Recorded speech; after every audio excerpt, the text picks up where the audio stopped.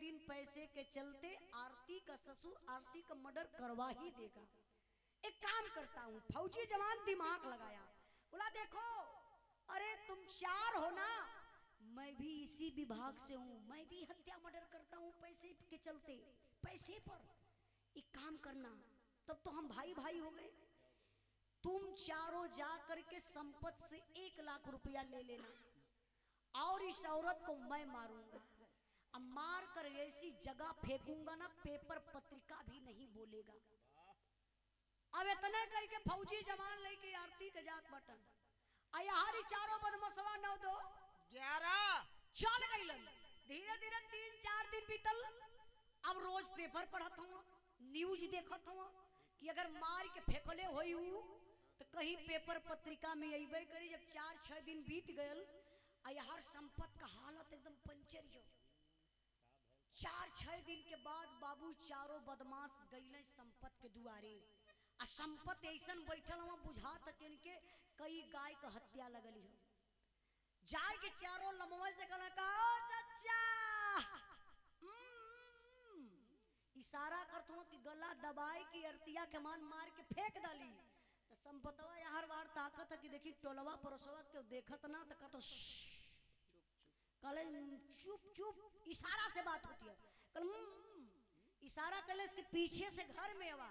चारों बदमाश पीछे से घर में गईले तो संपतवा हाथ हो धोई के मुंह धोई के बकायदे घर में गल। तो बुढ़िया से कहलस ए बूढ़ा, बुढ़िया कहले का बुढ़ऊ तू रतिया दिन में गूंगा करल का कहत हुआ? का कहत हुआ ही बोला। कहा अरतिया खत्म। तो बुढ़िया कहते जय हो मालिक, जय भगवान, कैसो रानी गईनी दुनिया छोड़ के। बुढ़ऊ कैसे मरल? कहा एक काम करा, 1 लाख रुपया लिया के दिया हयोन 4 जने के देखत हो ना, यह चारों जने मिल के अरतिया के मरलन है। जल्दी से दुआरे से भगावा नहीं तो भेद खुल जाई।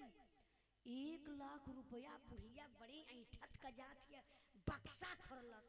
अब पतो मांग ले 10 रुपया चाय पत्ती लियावे बदे ना तो आग लग जाई, पैसा ना निकली।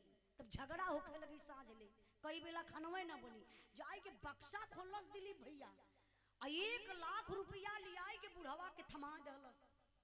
थमा दलस चारों बदमाश लेके 9 2 11 हो। अच्छा एक बात आप लोग सोचल जाए, कहीं ई घटना वही बुढ़िया के बिटिया के साथे भयल हो। तो 1 घंटा में 8 दिन भी होश हो। अब वही वो हॉस्पिटल में नानी रहती, सही कहा थी। अब चारों बदमाश चल गई। धीरे धीरे समय बीतल। अभी दोनों बुढ़िया बुढ़वा पूरा परिवार खुश हुआ, आरतिया मर गई। तो आप लोग बैठल नहीं, आखिरी समझ के तब उठा बैठी करिए। अब एक मिलिट्री कैंप में मल्लाह जाता है, बोला जैन सर। हाँ जैन जैन कौन हो तुम?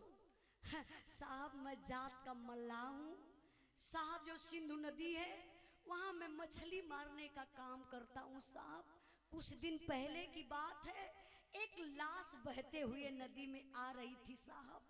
हिंदुस्तानी वर्दी मैंने देखा और तुरंत उस लाश को बाहर निकाला साहब। जब ध्यान से देखा ना तो साहब कंधे में गोली लगी थी, लेकिन हल्की हल्की सांसें चल रही थी साहब। मैंने देरी नहीं किया, ले जा करके हॉस्पिटल में भर्ती कर दिया साहब। उस फौजी जवान को आराम हो गया। वो परिवार से अपने मिलना चाहता है साहब। मेरे पास इतना पैसा नहीं है जो मैं उसको हॉस्पिटल से निकाल करके उसके परिवार से मिलवा सकूं, इसीलिए तो मैं साहब आया हूं। जब कुछ फौजी जवान जा करके हॉस्पिटल में देखते हैं तो अवाक हो जाते हैं। अरे संजय, संजय तू, अरे भाई तू तो शहीद हो गया था। संजय के आंख से आंसू निकल आया, भाई मैं शहीद हो गया था। मुझे इतना याद है मैं 5 आतंकवादियों को मारा था। कहां से कैसे दुश्मनों की गोली आई और मेरे कंधे में लग गई। मैंने बहुत संभाला अपने आप को, लेकिन नदी में गिरा और डूब गया। उसके बाद क्या हुआ मेरे लिए भगवान तो मल्लाह हुआ। इन्हीं से पूछ लीजिए। अब खुशी का माहौल हो गया, चारों तरफ हल्ला होने लगी। अरे जो संजय शहीद हुआ था वो जिंदा मिल गया। अब न्यूज वाले पहुंचल हुआ बाबू, और जब मीडिया वाले पहुंचलन तो संजय से सवाल करत हुआ, पूरे टीवी पर न्यूज दिखावत बा, पूरे हिंदुस्तान देखत बा टीविया। संजय जो शहीद हुआ था, भैया भैया भैया भैया जहां चाहे हो पिया आराम से, जो संजय शहीद हुआ था वो जिंदा मिला हॉस्पिटल में। पूरा हिंदुस्तान न्यूजवा देखत रहले बाबू, और है न्यूजवा संपतों सरवा देखत रहा। हाँ उस संपतों देख रहलस तो बुढ़िया के का कहता, अरे बूढ़ा यहाँ वाह। बुढ़िया कहला का चिल्लात रहला बुढ़ऊ, तोहर आदत जाई ना कहाँ। अरे चश्मा लेके आवा, देखा टीविया पे का आवत ह। बुढ़िया चश्मा पहुंच के लगौलस, कहलस कहो बुढ़ऊ। देखा बुढ़िया नखरई खूब रहल, आंसू पूछत गए ई तो हमरे संजय है, मतिन कौनो लगत बा। बुढ़वा कहला नानी चिन्हत ना हऊ, अपने बेटवा संजय बा संजय, केहू का कुछ बिगड़ले ना रहली। देखा खुशिये खुशी संजय जिंदा मिल गया। कल संजय आई सैनिक सम्मान के साथे घरे, पूरे परिवार से भेंट मुलाकात हुई। देखा कुल खुशिये न बा। अर्तिया मर गई, पहली खुशी 10 लाख रुपया हमारे नाए ट्रांसफर हो गई हुई। दूसर की खुशी, तीसर की खुशी देखा बेटवा जिंदा मिल गल। हाई चौथ की खुशी देखा जब बेटवा कब की बार बियाह करब ना, टोला परोसा देखी ऐसा दहेज लेवे। अरे पपियावा के कितना धन चाहिए, मर जाई तो लगत टिकठिया पे लाद के ले जाई। खूब खुश बा, भाई हो कल हुआ सैनिक सम्मान के साथ संजय आई गईलन। ऐसे मंच लगल है, संजय बैठल हुए, मीडिया वाले दुआरे पहुंचल हुए। आप लोग जैसन सम्मानित जनता भी एकदम भीड़ लगौले बा। ये लिए कि आज तक तो सुने में ना मिलल कि जे शहीद भयल जिंदा मिलल हो। संजय शहीद कैसे जिंदा हो गयल, चलल जाई ओके देखल जाई।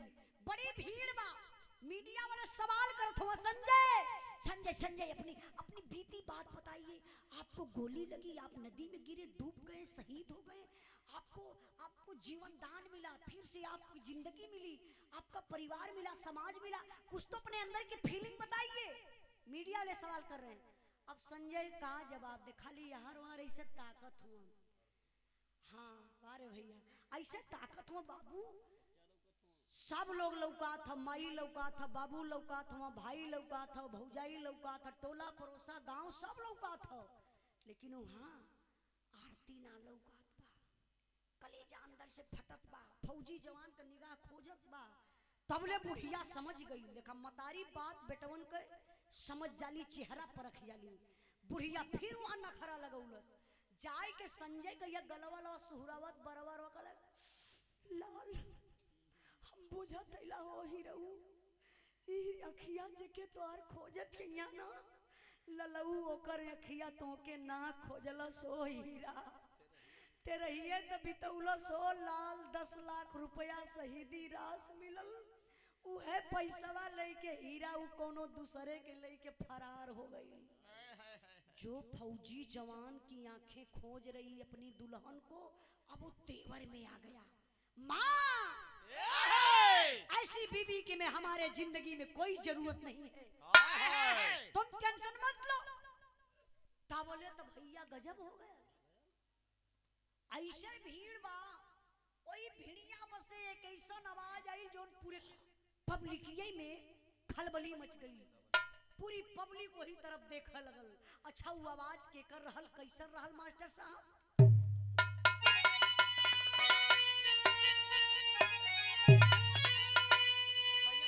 अरे सैया सारा कट गइल समैया कलही, हमारे मांगी का संदूरवा जियत भला बही।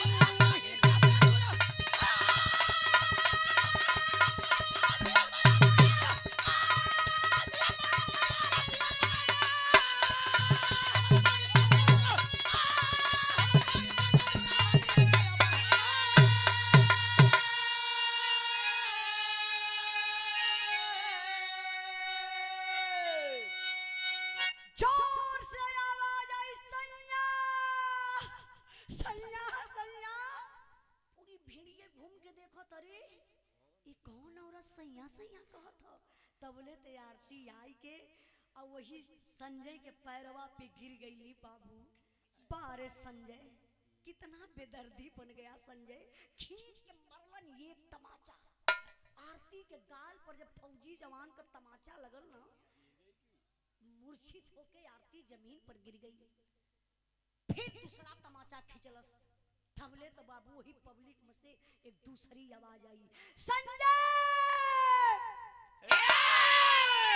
तुझे झंडे तिरंगे की कसम,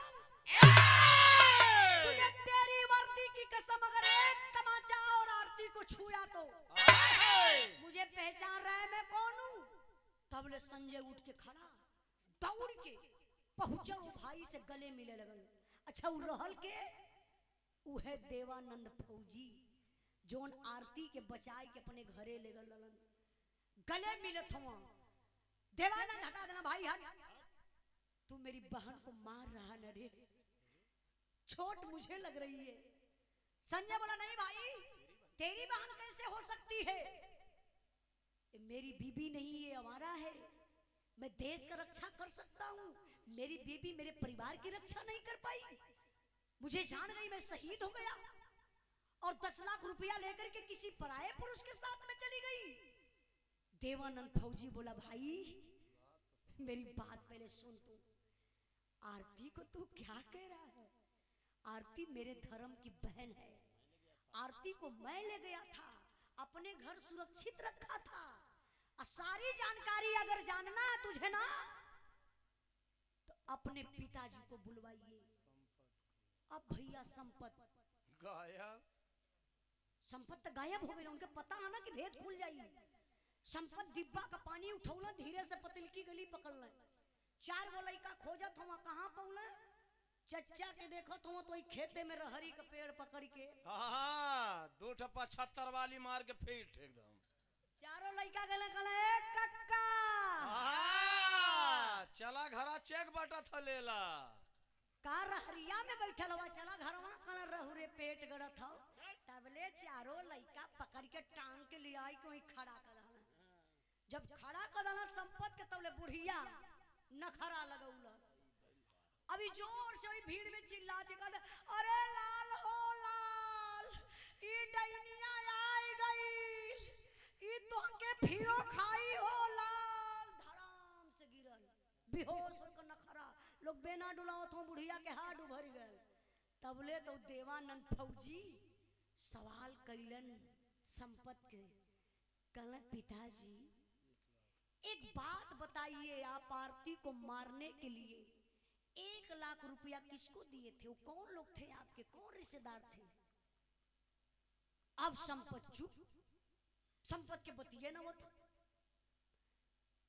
जब इतनी बात बाबू सारी बात के फौजी जवान संजय सुनलन, सच्चाई के जान के दांते तर उंगली दबाल न कहना, पिताजी माइयों के बैठावा, हम ना जनली की माई हमारी आज मंथरा करोल अदा करत है। हम तो जानत रही कि माई हमार सही मेहरारू हमार गलत बा, लेकिन माता पिता पूरा परिवार पैसा के चक्कर में आकर के हमरे और बीबी बच्चा के मारे बदे 1 लाख रुपया देले रहा। पिताजी पिताजी सारी प्रॉपर्टी ले लीजिए, अब मुझे आपका कुछ नहीं चाहिए, ले लीजिए शहीदी रात जो मिली थी, कमाऊंगा, सर्विस का पैसा भी आपको देता रहूंगा पिताजी, क्योंकि मैं बेटा हूं, आप पिता हैं, बेटा का फर्ज निभाता रहूंगा। लेकिन पब्लिक के सामने यही कान पकड़ करके कसम खा रहा हूं पिताजी, अपने बीबी और बच्चे को लेकर मैं जा रहा हूं, कभी वापस इस परिवार में नहीं आऊंगा। जितना लोग रहना बाबू हथवा मीच के रोवे लगल, कहले बारे संपत तू 2 लइकन के इतना मंडला, एक जने के साथे तू ऐसन कैला, देखा संजय अपने बीबी बच्चा के लेके जात बा, अब कब हो ना आई। तबले भैया हो गीता सॉरी आरती मुड़ के ऐसे पिछवा देखली, अब पीछे का दृश्य कैसन बा, वो बुढ़िया बुढ़वन के बतिये नवत बा, सास ससुर के, संपत के और संपत के औरत के, ऐसे हथवा मीच के खाली ना रोई के ही से बेटवा पतोही के देखत हुआ जात बेटा अब कबो न आई। तबले ते आरती एगो बात कहलस हो बाबू, कलेजा में चुभ जाई। बात का कहलस, हवा कर जदार अम्मा बाबू के एहसान के, हम के छोड़ा सैया हम का जन्म भैया।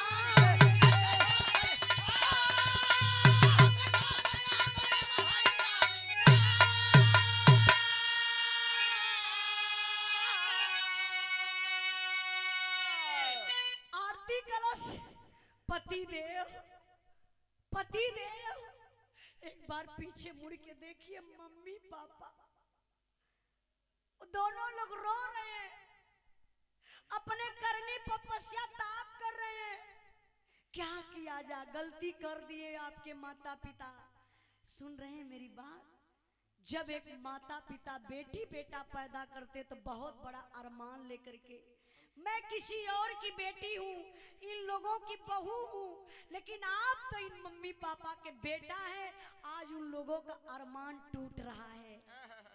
आप हमारी बात मानिए और मम्मी पापा को साथ में लेकर के चलिए।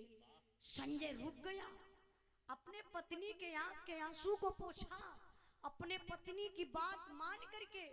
जो गीता को लोग इतना डर, आरती को, सॉरी भैया, जो आरती को इतना सताए थे, इतना दंड दिए थे, इतना कष्ट दिए थे, आज आरती के ही कहने पर बाबू बुढ़िया बुढ़वा संपत के और संपत के औरत के ले के संजय अपने माता पिता के, अपने बीबी बच्चा के साथ बाबू गईलन ड्यूटी पर।